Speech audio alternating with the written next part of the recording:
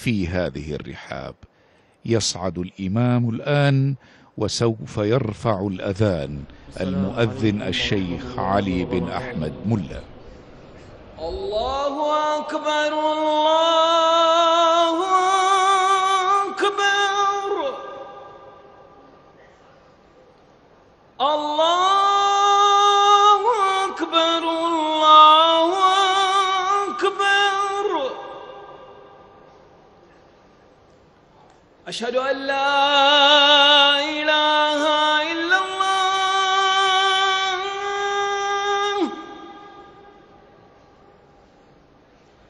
أشهد أن لا إله إلا الله.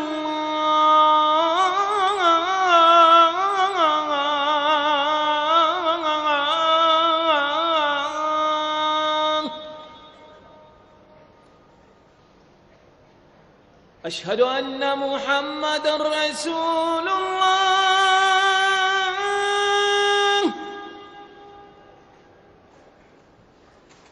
أشهد أن محمدًا رسول الله.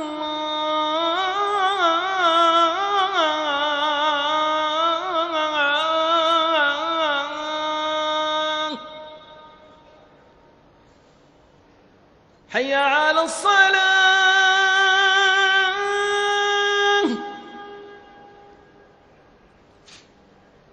حي على الصلاة.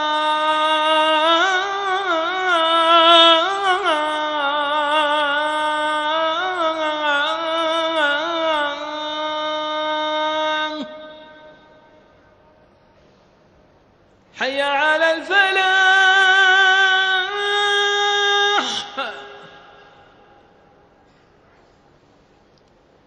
حي على الفلاح.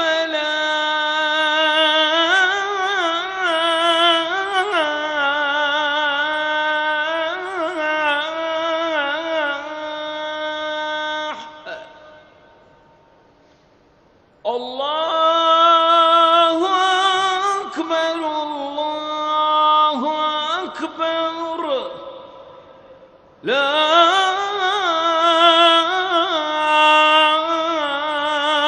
إله إلا الله.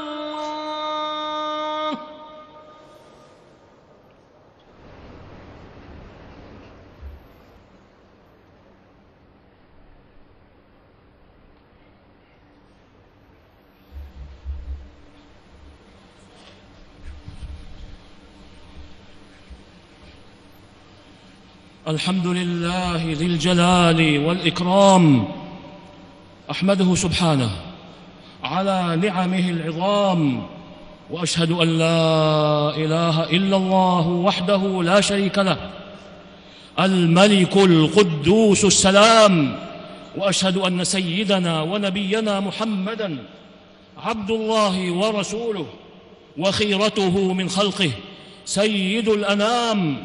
اللهم صل وسلم على عبدك ورسولك محمد وعلى آله وصحبه صلاة وسلاما دائمين ما تعاقبت الليالي والأيام. أما بعد، فاتقوا الله عباد الله وراقبوه واذكروا أنكم موقوفون عليه يوم لا ينفع مال ولا بنون إلا من أتى الله بقلب سليم. عباد الله، يغفل كثير من الناس عن حقيقة واضحة وضوح الشمس في رابعة النهار، وتدل عليها دلائل التاريخ وعبر الأيام. تلك هي أن الصراع قديم في حياة الإنسان، وأنه لا مناص من وجود عدو له يناصبه العداء ويتربص به الدوائر، ويسعى إلى بلوغ الغاية في النصر عليه أو استلاب نعمة يرى آثارها ظاهرة عليه، أو لمجرد تعكير صفوه أو الإزراء عليه، وهو واقع لم تخل منه حياة أنبياء الله ورسله، وهم خيرة الخلق وصفوة المخلصين من عباد الله.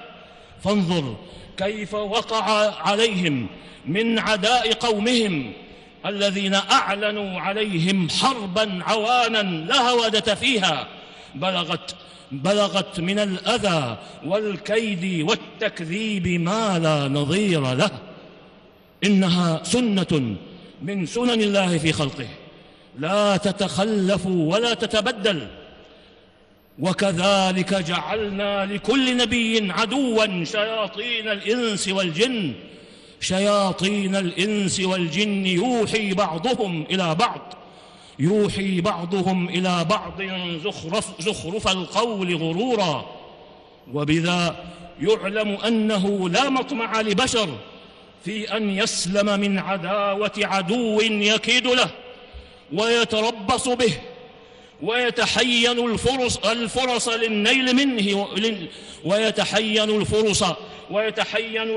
للنيل منه والقضاء عليه. وقد جاء بيان هذه الحقيقة في كتاب الله تعالى حين أوضح سبحانه ضرورة الاختلاف وحتمية وقوعه بين عباد الله. ولو شاء ربك لجعل الناس أمة واحدة ولا يزالون مختلفين إلا من رحم ربك ولذلك خلقهم وتمت كلمة ربك لأملأن جهنم من الجنة والناس أجمعين. ومعناه كما قال ابن جرير رحمه الله: ولو شاء ربك لجعل الناس كلهم جماعة واحدة على ملة واحدة ودين واحد، ولا يزال الناس مختلفين في أديانهم وأهوائهم على أديان وملل وأهواء إلا من رحم ربك فآمن بالله وصدق رسله، فإنهم لا يختلفون في توحيد الله وتصديق رسله وما جاءهم من عند الله، وعلى علمه النافذ فيهم قبل أن يخلقهم أنه يكون فيهم المؤمن والكافر والشقي والسعيد. على علمه هذا خلقهم. انتهى. وإن هذا الاختلاف يا عباد الله هو منشأ الصراع، به يثور وله يتعادى الخلق ولأجله يختصمون. وإذا كان الصراع أمرا حتميا لا مناص منه ولا سبيل إلى السلامة من غوائله، فإن على اللبيب الفطن أن يحدد عدوه تحديدا دقيقا وأن يعرفه حق المعرفة لئلا يغتر به فيتخذه صديقا يمحضه خالص الود ويفضي إليه بمكنون سره ويظهره على دخيلة نفسه، فيكون بذلك قد سعى في الإعانة على نفسه وتمكين عدوه منه. ولقد حذر عباده المؤمنين أن يتخذوا من عدوهم أولياء وأصفياء يكونون خواص لهم يظهرونهم على أسرارهم وخفي أحوالهم، لأنهم لا يتوانون ولا يقصرون في السعي إلى كل ما فيه الشر والفساد والإضرار بالمؤمنين. فقال عز من قائل: يا أيها الذين آمنوا لا تتخذوا بطانة من دونكم لا يألونكم خبالا ودوا ما عنتم قد بدت البغضاء من أفواههم وما تخفي صدورهم أكبر قد بينا لكم الآيات إن كنتم تعقلون.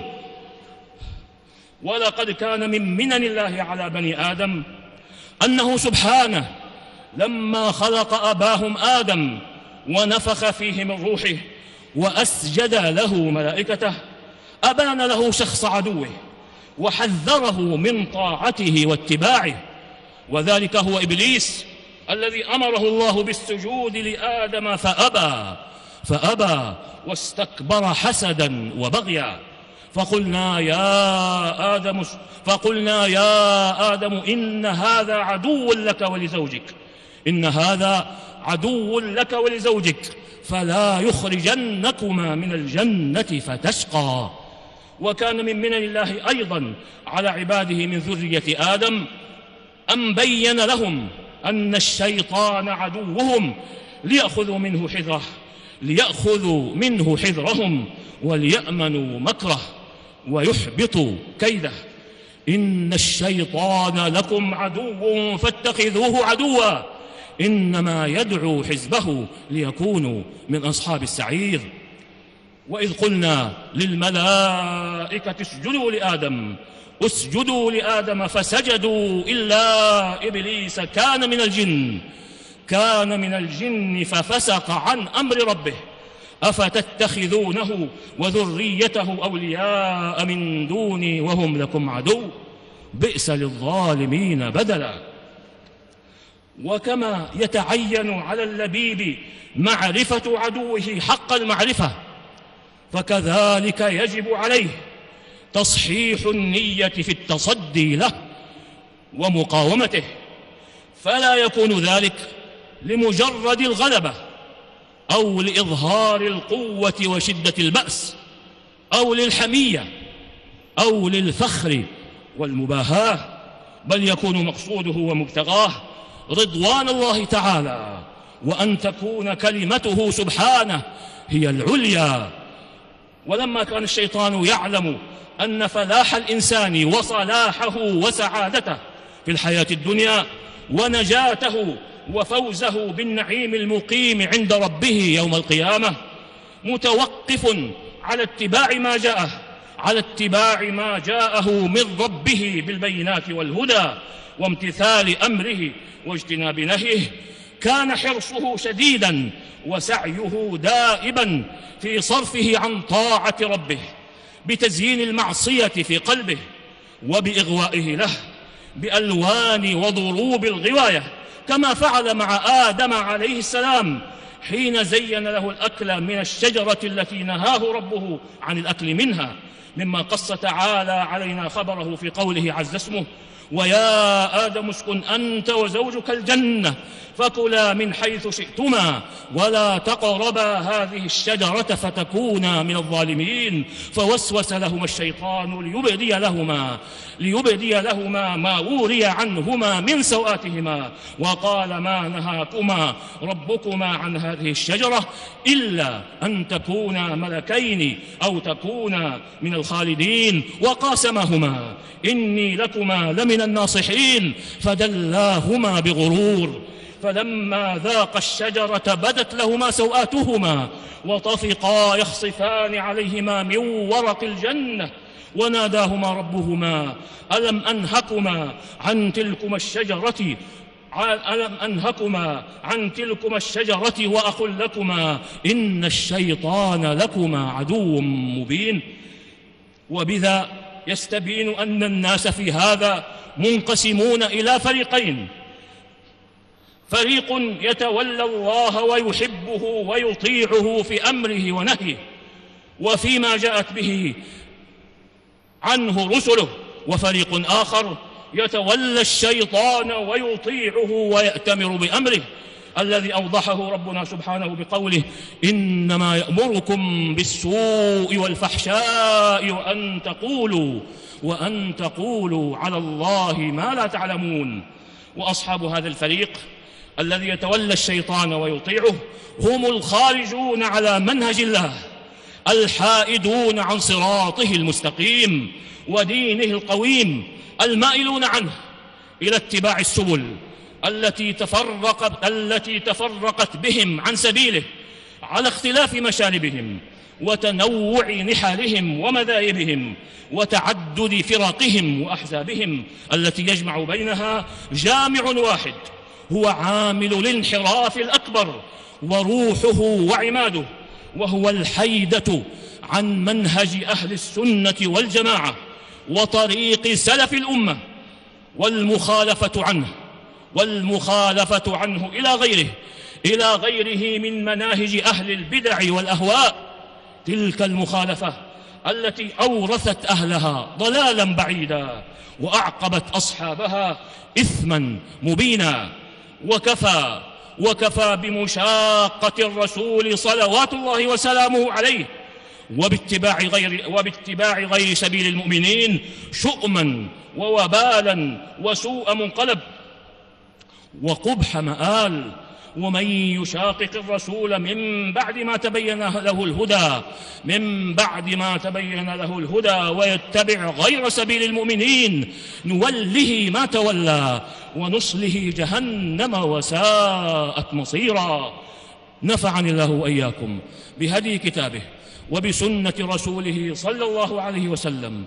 أقول قولي هذا وأستغفر الله العظيم الجليل لي ولكم ولكافة المسلمين من كل ذنب، إنه كان غفارا.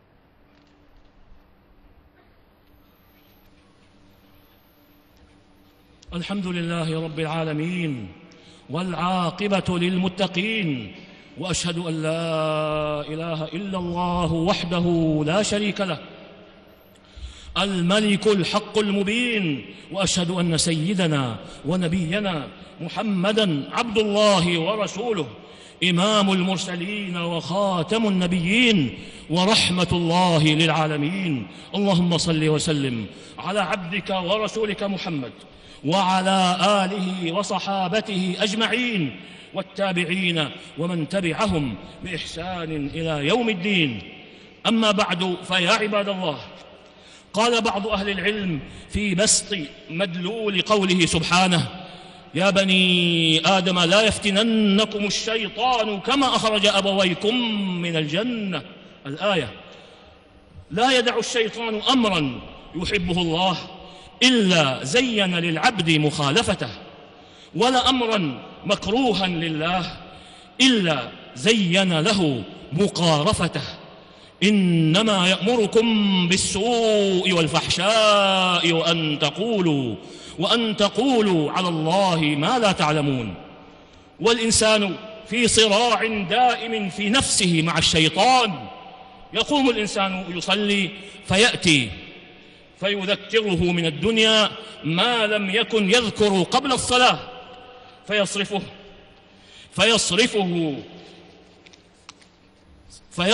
عن صلاته ويشغله عنها. وقد وقع مثل هذا للصحابة رضوان الله عليهم. فقد أخرج الإمام مسلم بن الحجاج رحمه الله في صحيحه بسنده عن عثمان بن أبي العاص رضي الله عنه أنه أتى النبي صلى الله عليه وسلم فقال: يا رسول الله، إن الشيطان قد حال بيني وبين صلاتي يلبسها علي. فقال رسول الله صلى الله عليه وسلم: ذاك شيطان يقال له خنزب، فإذا أحسسته فتعوذ بالله منه واتفل على يسارك 3. قال: ففعلت فأذهبه الله عني. وأخرج الإمام مسلم في صحيحه بسنده عن جابر بن عبد الله رضي الله عنهما أنه قال: سمعت النبي صلى الله عليه وسلم يقول: إن الشيطان إذا سمع النداء بالصلاة ذهب حتى يكون بالروحاء، وهي من المدينة على 36 ميلا. وفي الصحيحين عن أبي هريرة رضي الله عنه أن النبي صلى الله عليه وسلم قال: إذا نودي للصلاة أدبر الشيطان وله ضراط حتى لا يسمع التأذين، فإذا قضي التأذين أقبل، حتى إذا ثوب بالصلاة أدبر، حتى إذا قضي التثويب أقبل، حتى يخطر بين المرء ونفسه يقول له: اذكر كذا واذكر كذا، لما لم يكن يذكر من قبل، حتى يظل الرجل ما يدري كم صلى. فمجال الصراع الأول الخطير الذي يحرص الشيطان على السيطرة عليه هو قلب المؤمن، فإذا ملكه ملك صاحبه وسيره وفق ما يريد وجعله وليا من أوليائه. فإذا أبى العبد فإنه لا يزال يهاجمه ويداوره ويهتبل منه لحظة ضعف وغفلة، ولكن المؤمن الحق لا يكاد الشيطان يلم به في مثل هذه اللحظات حتى تتداركه رحمة الله فيبصر. إن الذين اتقوا إذا مسهم طائف من الشيطان تذكروا فإذا هم مبصرون. فهو طائف عارض يتجلى سريعا عندما يعود العبد إلى الله ومنهجه. أما إخوان الشياطين فإنهم غرقى في ضلالهم لا يجدون خلاصا. وسيف المؤمن في محاربة الشيطان في مجال نفسه ودائرة قلبه يا عباد الله هو الالتجاء إلى الله والاحتماء به وكثرة ذكره. فاتقوا الله عباد الله، وجاهدوا النفس والهوى والشيطان ومن معه من أتباع وأعوان، تحظوا بالغفران والرضوان ونزول رفيع الجنان. واذكروا على الدوام أن الله تعالى قد أمركم بالصلاة والسلام على خير الأنام، فقال في أصدق الحديث وأحسن الكلام: إن الله وملائكته يصلون على النبي يا أيها الذين آمنوا صلوا عليه وسلموا تسليما. اللهم صل وسلم على عبدك ورسولك محمد، وارض اللهم عن خلفائه الأربعة أبي بكر وعمر وعثمان وعلي، وعن سائر الآل والصحابة والتابعين ومن تبعهم بإحسان إلى يوم الدين، وعنا معهم بعفوك وكرمك وإحسانك يا أكرم الأكرمين. اللهم أعز الإسلام والمسلمين، اللهم أعز الإسلام والمسلمين، اللهم أعز الإسلام والمسلمين، واحم حوزة الدين، ودمر أعداء الدين وسائر الطغاة والمفسدين، وألف بين قلوب المسلمين، ووحد صفوفهم، وأصلح قادتهم، واجمع كلمتهم على الحق يا رب العالمين. اللهم انصر دينك وكتابك وسنة نبيك محمد صلى الله عليه وسلم وعبادك المؤمنين المجاهدين الصادقين. اللهم آمنا في أوطاننا، وأصلح أئمتنا وولاة أمورنا، وأيد بالحق إمامنا وولي أمرنا، وهيئ له البطانة الصالحة، ووفقه لما تحب وترضى يا سميع الدعاء. اللهم وفقه ونائبيه وإخوانه إلى ما فيه خير الإسلام والمسلمين، وإلى ما فيه صلاح العباد والبلاد، يا من إليه المرجع يوم المعاد. اللهم اكفنا أعداءك وأعداءنا بما شئت يا رب العالمين. اللهم اكفنا أعداءك وأعداءنا بما شئت يا رب العالمين. اللهم اكفنا أعداءك وأعداءنا بما شئت يا رب العالمين. اللهم إنا نجعلك في نحور أعدائك وأعدائنا ونعوذ بك من شرورهم. اللهم إنا نجعلك في نحورهم ونعوذ بك من شرورهم. اللهم إنا نجعلك في نحورهم ونعوذ بك من شرورهم. اللهم أحسن عاقبتنا في الأمور كلها، وأجرنا من خزي الدنيا وعذاب الآخرة. اللهم إنا نعوذ بك من زوال نعمتك وتحول عافيتك وفجاءة نقمتك وجميع سخطك. اللهم أصلح لنا ديننا الذي هو عصمة أمرنا، وأصلح لنا دنيانا التي فيها معاشنا، وأصلح لنا آخرتنا التي فيها معادنا، واجعل الحياة زيادة لنا في كل خير، والموت راحة لنا من كل شر. اللهم إنا نسألك فعل الخيرات وترك المنكرات وحب المساكين، وأن تغفر لنا وترحمنا، وإذا أردت بقوم فتنة فاقبضنا إليك غير مفتونين. اللهم إنا نسألك أن توفق إخواننا وأبناءنا من رجال الأمن. اللهم وفقهم وأعنهم وسددهم واحفظهم من كل سوء. اللهم احفظهم من كل سوء. اللهم احفظهم من كل سوء، واجزهم خير الجزاء على ما يبذلون من جهود يا رب العالمين. اللهم اشف مرضانا وارحم موتانا، وبلغنا فيما يرضيك آمالنا، واختم بالصالحات أعمالنا. ربنا ظلمنا أنفسنا وإن لم تغفر لنا وترحمنا لنكونن من الخاسرين. ربنا لا تزغ قلوبنا بعد إذ هديتنا، وهب لنا من لدنك رحمة إنك أنت الوهاب. ربنا آتنا في الدنيا حسنة وفي الآخرة حسنة وقنا عذاب النار. وصل اللهم وسلم على نبينا محمد وعلى آله وصحبه أجمعين، والحمد لله رب العالمين. الله أكبر الله أكبر، أشهد أن لا إله إلا الله، أشهد أن محمدا رسول الله. حي على الصلاة حي على الفلاح، قد قامت الصلاة قد قامت الصلاة. الله أكبر الله أكبر، لا إله إلا الله. استووا أقيموا صفوفكم وسدوا الخلل، أتموا الصف الأول في الأول.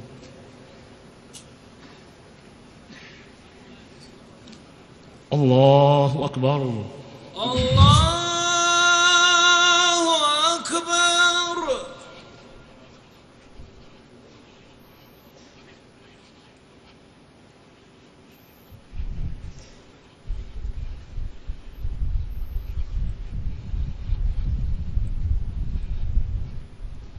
الحمد لله رب العالمين، الرحمن الرحيم، مالك يوم الدين، إياك نعبد وإياك نستعين، اهدنا الصراط المستقيم، صراط الذين أنعمت عليهم غير المغضوب عليهم ولا الضالين، آمين.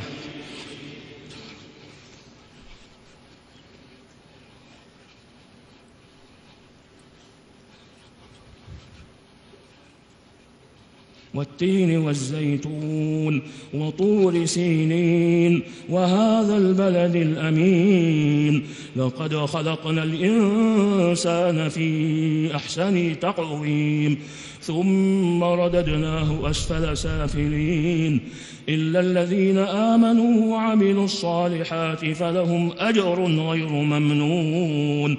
فما يكذبك بعد بالدين، أليس الله بأحكم الحاكمين. الله أكبر الله أكبر. سمع الله لمن حمده. ربنا ولك الحمد. الله أكبر الله أكبر.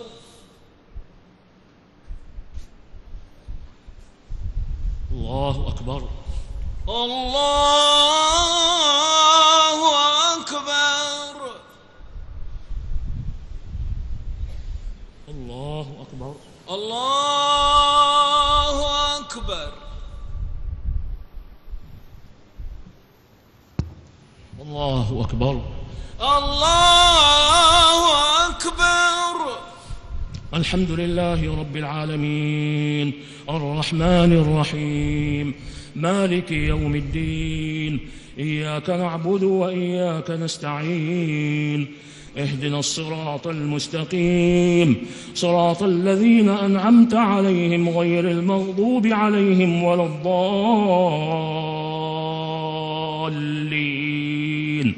آمين.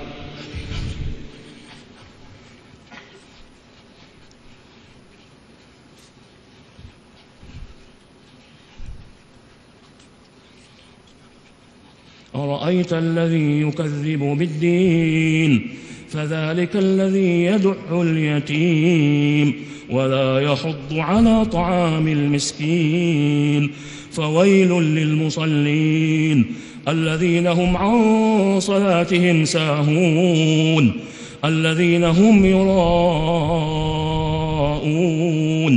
ويمنعون الماعون. الله أكبر. الله أكبر. سمع الله لمن حمده. ربنا ولك الحمد. الله أكبر.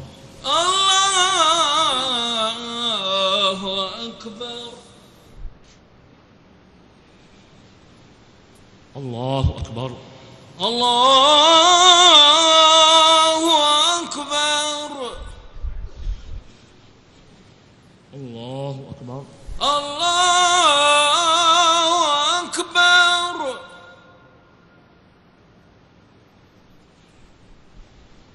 الله أكبر.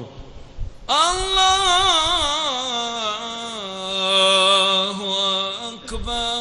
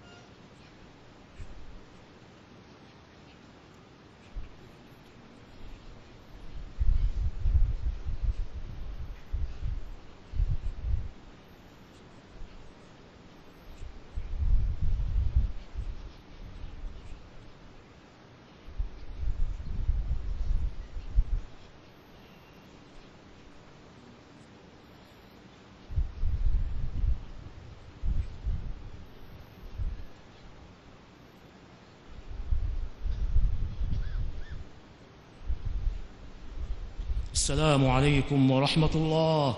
السلام عليكم ورحمة الله. السلام عليكم ورحمة الله. السلام عليكم ورحمة الله.